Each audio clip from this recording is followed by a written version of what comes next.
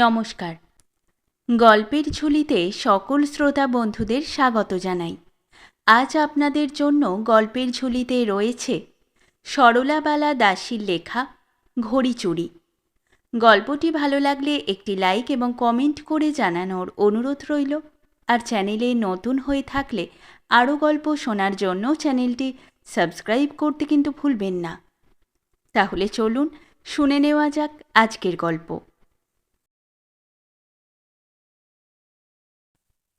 সকাল ৬টা।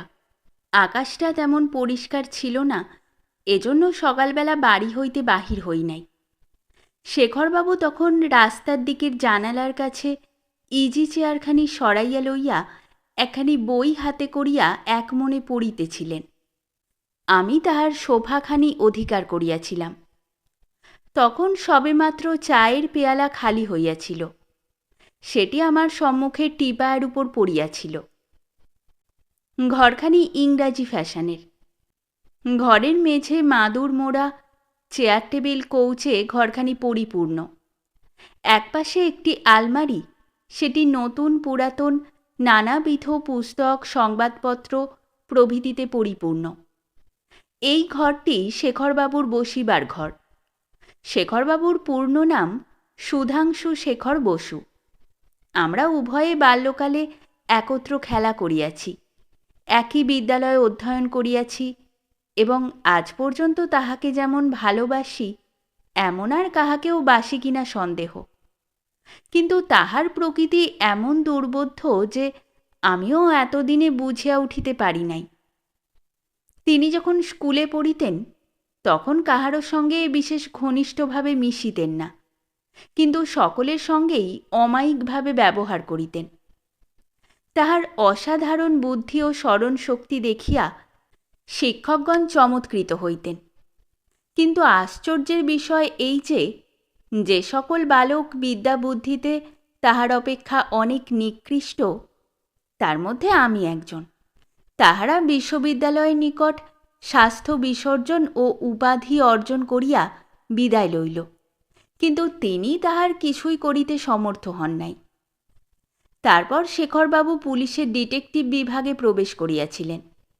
যে কয়েক বৎসর তিনি কাজ করিয়াছিলেন তাহার খ্যাতির সীমা ছিল না, কিন্তু কেন জানি না অবশেষে তিনি স্বেচ্ছায় কাজ ছাড়িয়া দিয়াছেন। শেখরবাবু বইখানি রাখিয়া দিয়া আমার দিকে ফিরিয়া বলিলেন, মহেন্দ্রবাবু আসছেন দেখছি, তুমি বোধহয় ওকে চেনো।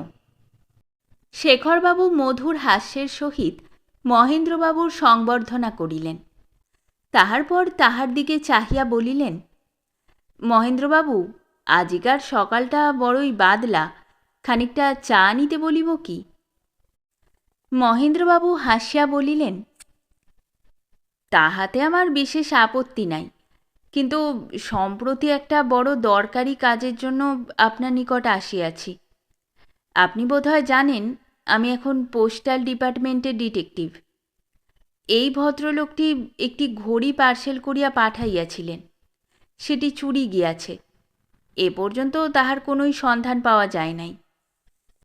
শেখরবাবু আগন্তুক ভদ্রলোকটির দিকে চাহিয়া বলিলেন, বসুন মহাশয়, ব্যাপারটি কি ঘটিয়াছে সমস্তই আপনি বিস্তারিত করিয়া বলুন।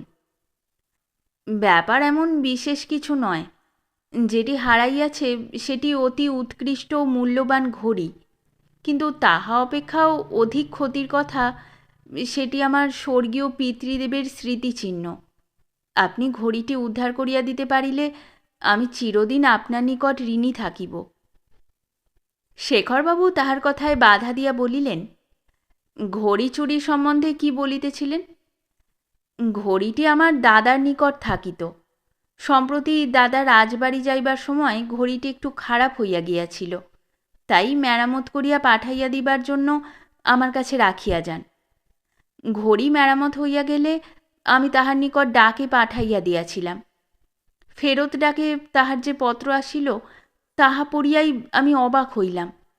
তিনি লিখিয়াছেন, তুমি ঘড়ি পাঠাইয়াছ এবং আমিও ঘড়ি পাইয়াছি বটে, কিন্তু সে ঘড়ির বদলে একটি অতি অল্প দামের বাজে ঘড়ি পাইয়াছি।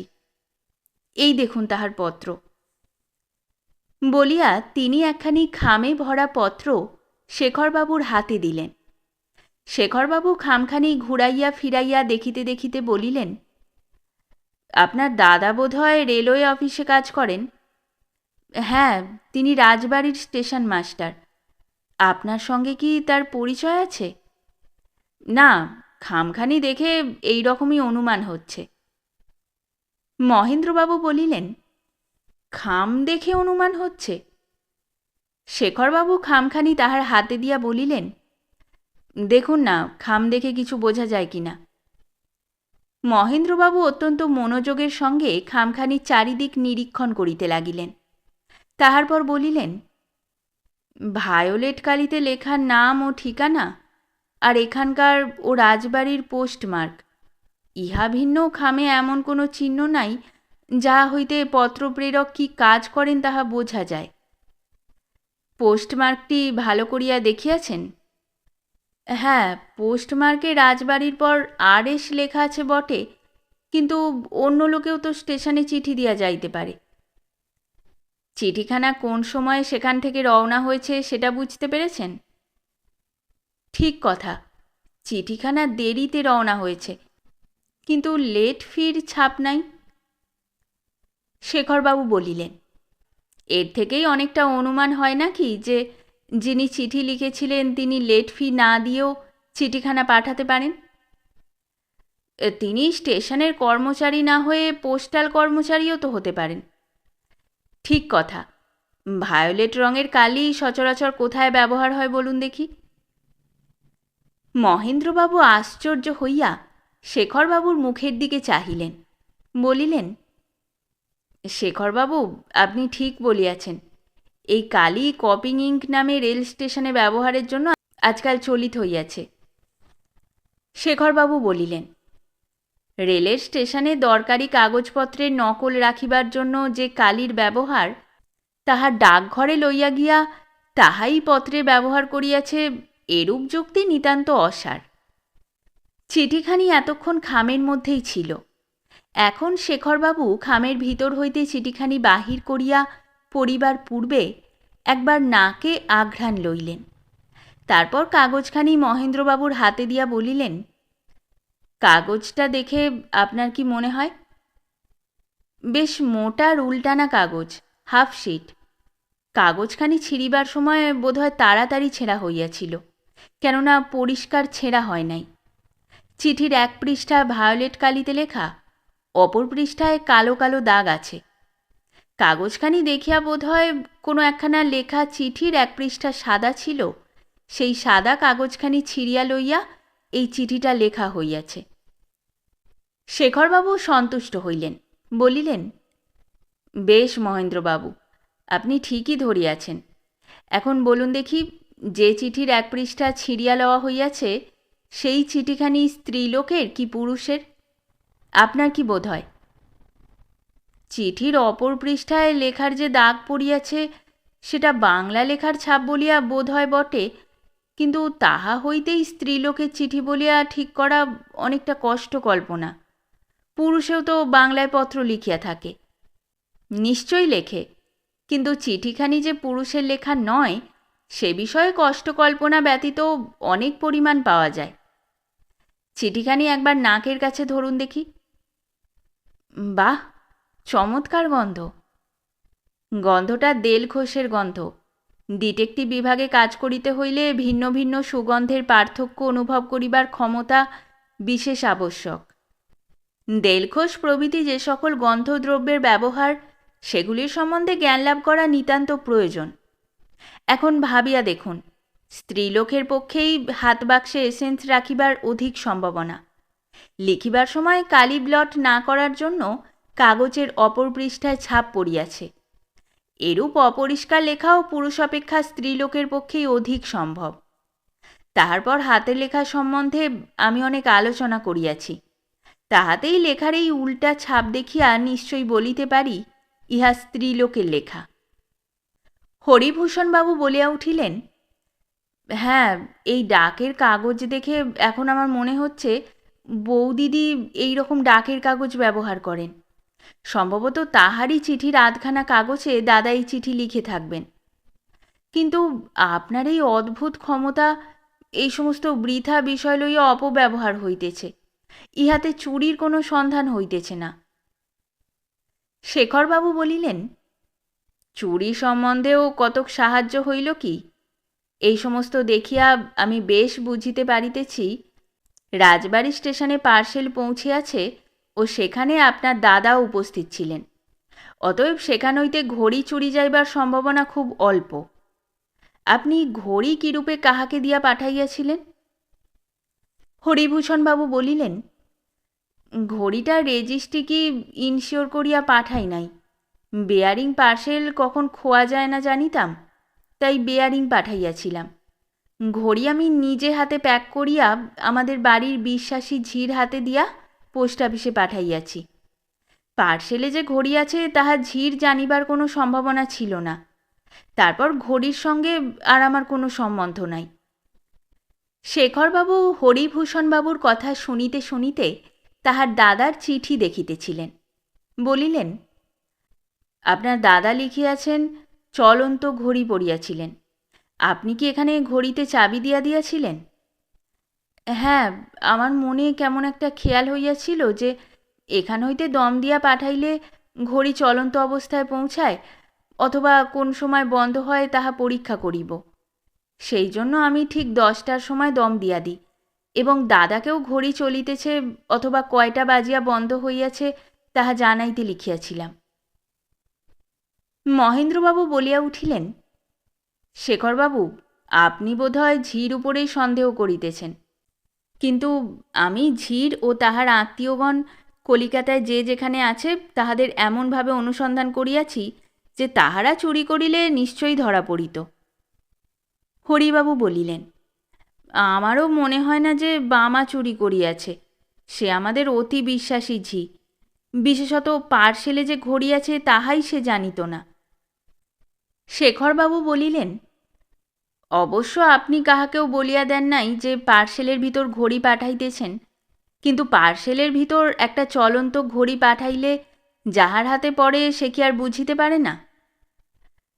ঘড়িটা প্যাক করার পর ও কথা আমার মনে হইয়াছিল, সেই জন্য পাঠাইবার আগে কানের নিকট ধরিয়া খুব মনোযোগের সঙ্গে শুনিয়াছিলাম, কিন্তু দেখিলাম কিছুই শোনা যায় না। শেখরবাবু বলিলেন, ঘড়ির শব্দ অনেক সময় কানে শোনা অপেক্ষা স্পর্শের দ্বারা বেশি বোঝা যায়। আপনি যদি পার্সেলটা চারিদিকে ফিরাইয়া ঘুরাইয়া দেখিতেন, তাহা হইলে কোনো না কোনো অবস্থায় ঘড়ির শব্দ শুনিতে পাইতেন। এই দেখুন, এই ঘড়িটার উপর এই ছড়িখানি ছোঁয়াইয়া রাখিলাম। অন্য দিকটা আপনি দাঁতে করিয়া ধরুন, শব্দ পাইতেছেন? হরিবাবু মাথা নাড়িয়া সম্মতি জানাইলেন। তাহার পর দাঁতের ছড়িটি ফেলিয়া দিয়া বলিলেন, একটা কথা আপনাকে আগে বলি নাই, ছড়ির সঙ্গে আমি একটা থার্মোমিটারও পাঠাইয়াছিলাম। তা হইলে তো এ বিষয় স্পষ্টই বোঝা যাইতেছে, থার্মোমিটারের খাপের একদিক ঘড়িতে ও অন্যদিক টিনের কৌটোর গায়ে লাগিয়াছিল। সেই দিকে হয়তো হঠাৎ চোরের হাত পড়িয়াছিল এবং তাহাতেই সে চুরি করিতে প্রবৃত্ত হইয়া থাকিবে। মহেন্দ্রবাবু বলিলেন, এইসব প্রমাণে বামার উপরেই সন্দেহ হয় বটে, কিন্তু বামা ঘড়ি পাওয়ার 15 মিনিট পরেই পোস্ট অফিসে দিয়া আসিয়াছে, এ খবর আমি ঠিক জানিতে পারিয়াছি। যদিও ঘড়ি ডাকে দিতে যাইবার সময় তাহার ভাইপোর সঙ্গে দেখা হইয়াছিল, তথাপি তাহার দ্বারা এ কাজ হয় নাই সে বিষয়ে আমার দৃঢ় বিশ্বাস। শেখরবাবু জিজ্ঞাসা করিলেন, আপনার তবে কাহার উপর সন্দেহ হয়? আমার অনেকটা এইরকম বিশ্বাস হইয়াছিল, আর এখনো মনে হয় হরিবাবুই পাঠাইবার সময় একটা গোলমাল করিয়াছেন।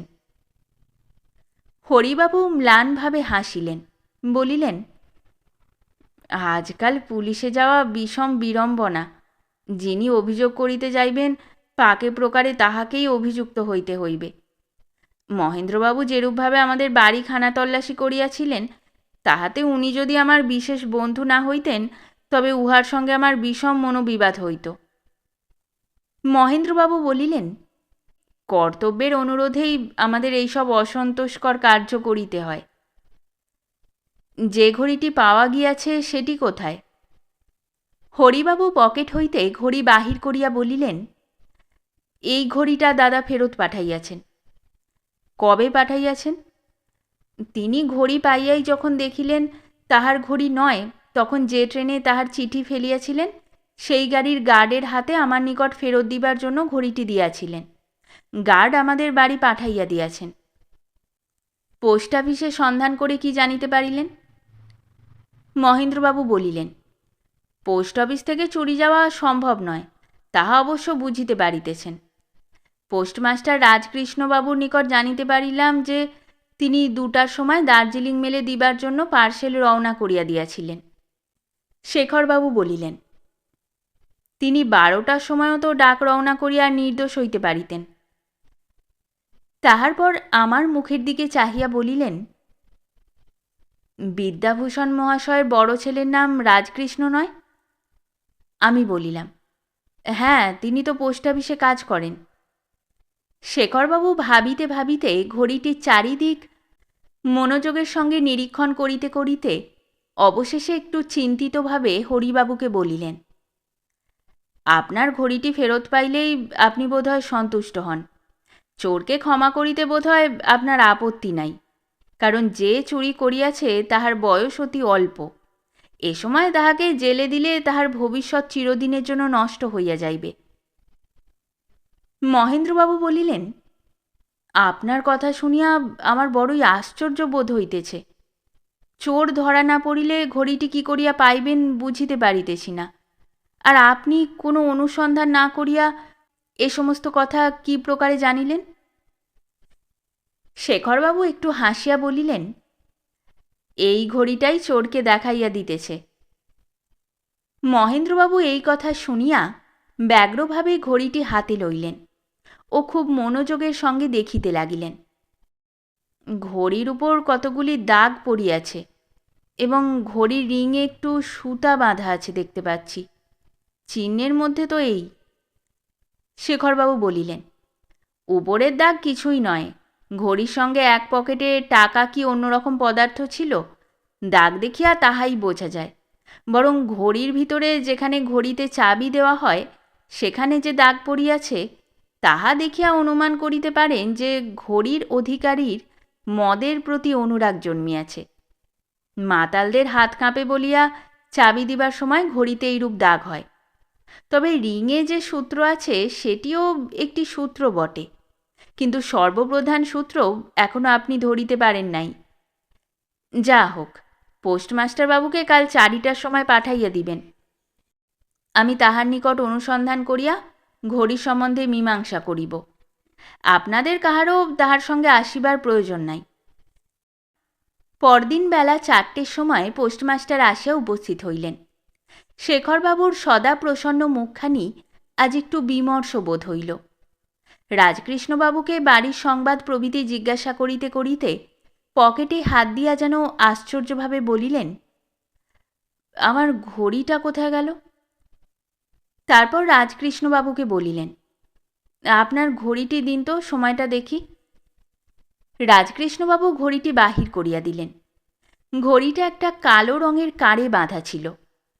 শেখরবাবু ঘড়ি না দেখিয়া ম্যাগনিফাইং গ্লাস দিয়া কাঁড়ের গিরা বাঁধা জোড়ার জায়গাটি পরীক্ষা করিয়া দেখিলেন।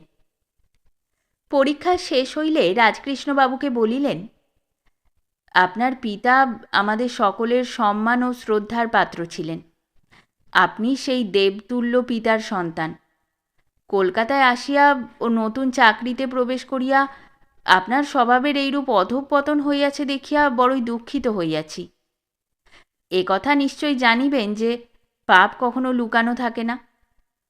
আমাদের কর্তব্য আপনাকে রাজদ্বারে সমর্পণ করা, কিন্তু আপনার বয়স অল্প, ক্ষমা পাইলে আপনার স্বভাব ক্রমশ সংশোধিত হইতে পারে, এইরূপ বিবেচনা করিয়া এবার আপনাকে ক্ষমা করিতে প্রস্তুত আছি।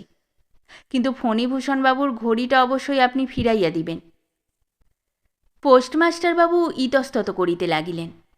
একটু পরে বলিলেন, আপনারা যে কেন আমাকে এরূপ বলিতেছেন বুঝিতে পারিতেছি না।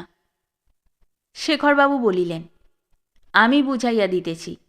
এই ঘড়িতে যে রেশমটুকু বাঁধা আছে সেটা ওই কারের, আর ঘড়ি পাঠাইবার সময় তাড়াতাড়িতে আপনি খুলিতে না পারিয়া কারটি কাটিয়া ফেলিয়াছেন।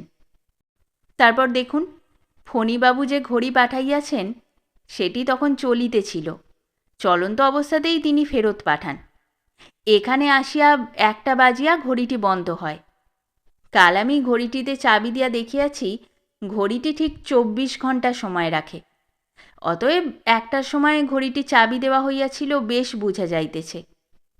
মহেন্দ্রবাবু আমাকে বলিয়াছেন, পোস্ট অফিসের খাতাপত্রে প্রকাশ এবং আপনিও স্বীকার করিয়াছেন ঘড়ি 2টা পর্যন্ত আপনার কাছেই ছিল, তাহার পর তাহা মেলে পাঠাইয়াছেন। অতএব আপনি 1টার সময় ঘড়িটি চাবি দিয়া প্যাক করিয়া পাঠাইয়াছেন। এই প্রমাণ যে কোনো আদালতে আপনাকে দোষী করিবে, তাহা বুঝি এখন বুঝিয়াছেন।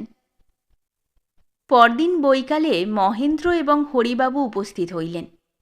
মহেন্দ্রবাবু একটু বিদ্রূপের সহিত বলিলেন, শেখরবাবু, ব্যাপার কি? সেই অল্পবয়স্ক চোর ও চোরাই ঘড়ির কোনো সন্ধান পাইয়াছেন নাকি? শেখরবাবু হাসিয়া বলিলেন, চোরটির সন্ধান আপাতত দিতে পারিতেছি না, ঘড়িটির সন্ধান পকেটেই আছে। বলিয়া পকেট হইতে ঘড়িটি বাহির করিয়া দিলেন। শেষ হলো আমাদের আজকের গল্প। গল্প পাঠে এবং বিভিন্ন চরিত্রে আমি তৃষিতা। গল্পটি ভালো লাগলে লাইক এবং শেয়ার করে দেবেন, আর চ্যানেলে নতুন হয়ে থাকলে আরও গল্প শোনার জন্য চ্যানেলটি সাবস্ক্রাইব করতে কিন্তু ভুলবেন না। খুব তাড়াতাড়ি নতুন একটি গল্প নিয়ে ফিরে আসব। সকলে ভালো থাকুন, শুনতে থাকুন গল্পের ঝুলি।